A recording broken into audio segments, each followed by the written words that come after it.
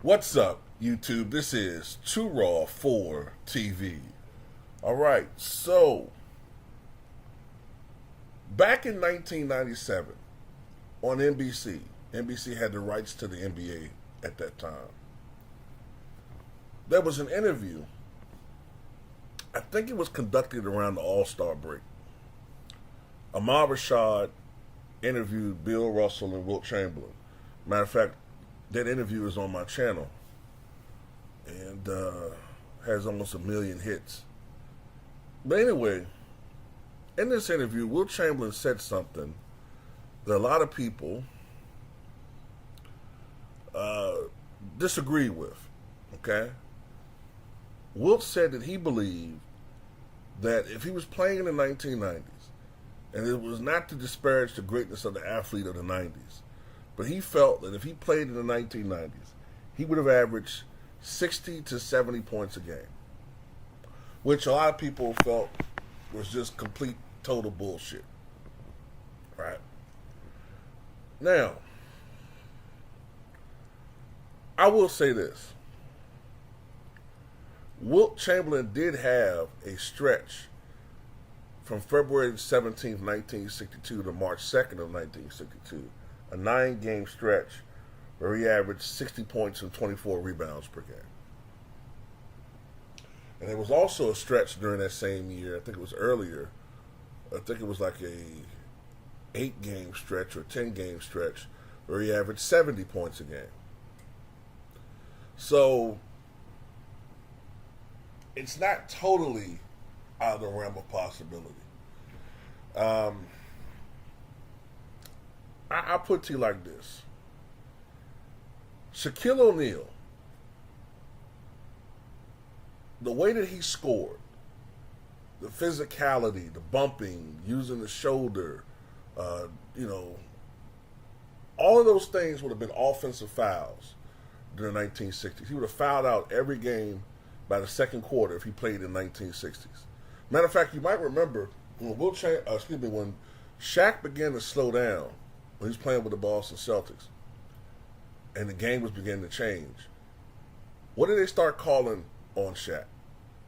Offensive fouls. When he would lean that shoulder in, now all of a sudden they were calling offensive fouls. But it was becoming more obvious. When he was younger, Shaq got the benefit of those calls. But in the 60s, he wouldn't have been played like that at all. And Wilt couldn't play physical. He couldn't play to his strengths, for lack of a better term. He couldn't play to his strengths. He had to develop more of an all-around game. And also, Wilt Chamberlain had he had a thing about people seeing him as this brute, this big brute. He wanted to display that he was a basketball player and not just some big brute who utilized his strength to score. I think Wilt, in hindsight, probably felt like, you know what? You know, if I just had the ability to use my strength like Shaq did, I would have made a killing. I mean, as big and strong as Shaquille O'Neal was, the guy could, at his peak, bench press 440 pounds, right? Wilt could bench press 570 pounds. 570 pounds. Just a remarkable athlete. Could throw a shot put 60 feet, was an Olympic level athlete, 45-inch vertical leap. He claimed 50, but I'm tacking some down a little bit for the fact that Wilt could exaggerate a little bit. 4.3 speed from a guy that's 7 feet 1. Earlier in his career he was about 260, but in his prime he was about 290. When he was with the Lakers he was about 305, 310, 315. But phenomenal fucking athlete with incredible endurance. In the fastest pace in the history of the NBA in the 1960s, in a year where his team averaged 125 points a game, this man averaged 48.5 minutes per game.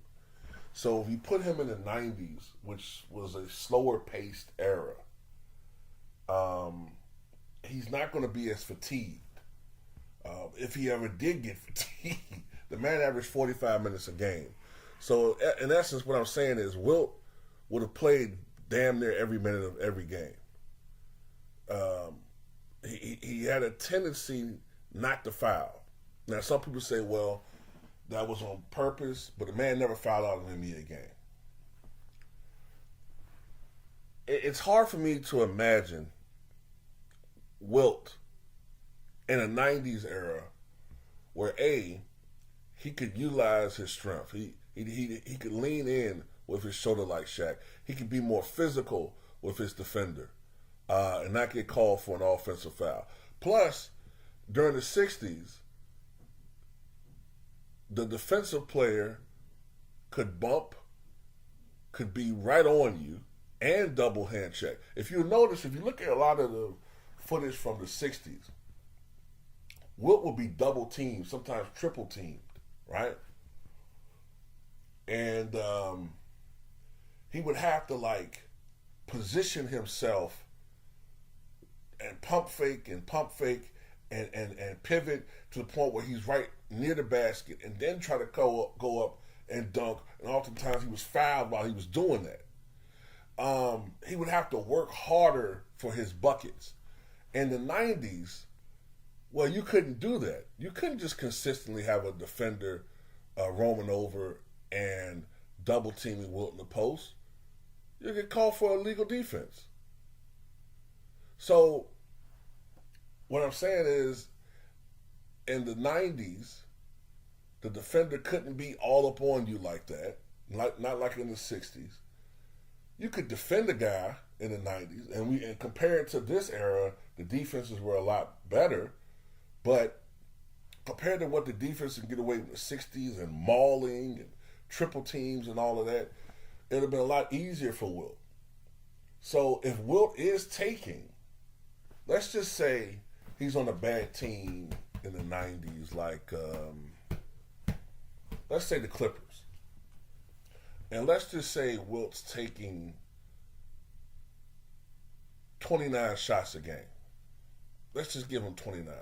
And, back in the 60s, he was taking almost 40. But let's give him 29 shots a game. If Wilt was playing like Shaquille O'Neal, but a more skilled player, right? Let's give him a 56% field goal percentage. So that means if he's taking 29 shots a game, he's going to make 16 field goals on average a game, right? 55, 56%. So that's 32 points off of field goals. And let's say he's getting to the line 13, 14 times a night, right? Maybe more than that. And let's say he's making half of them. Let's give him 7. So what does that equate to? About 39 points a game? Maybe 40? Something like that. So he would be...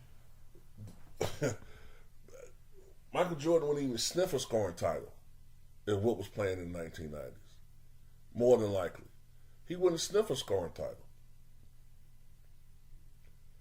Not to mention the fact that as dominant as Shaq is supposed to be as a player, he never led the league in rebounding. He never led the league in minutes played. He never led the league in block shots. Wilt Chamberlain more than likely would have led the league in block shots. I don't know what definitive number, but Wilt almost always led the league in minutes played. And he led the league in rebounding 11 of the 14 years he played. So, yeah, I could see Wilt averaging 40 points and 16 rebounds and 5 to maybe 6 blocks a game, and he would be an MVP candidate every fucking year. Now, would he win? I don't know. Because if you put him on a bad team, it's going to require him to do more. So his numbers are going to look spectacular. But he's probably not going to win a lot of games. I mean, his presence alone are going to make them win more games. They'll probably go to playoffs and lose in the first round or something, or maybe second round.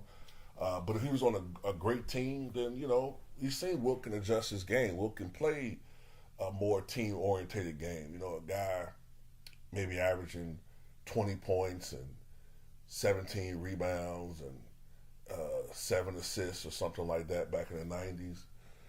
But, yeah, from a scoring standpoint, I don't know about 60 or 70 in the 90s, but I could definitely see 40. I can see 40, which honestly would be a more impressive than the 50, because when he was averaging 50.4, the team was averaging 125 points a game. But if Wilt averaged 40 in the 90s and the Clippers only averaging 103, well, shit, he's actually doing more. He's even more of the offense than he would be in the 1960s. So I think Wilt's premise is correct.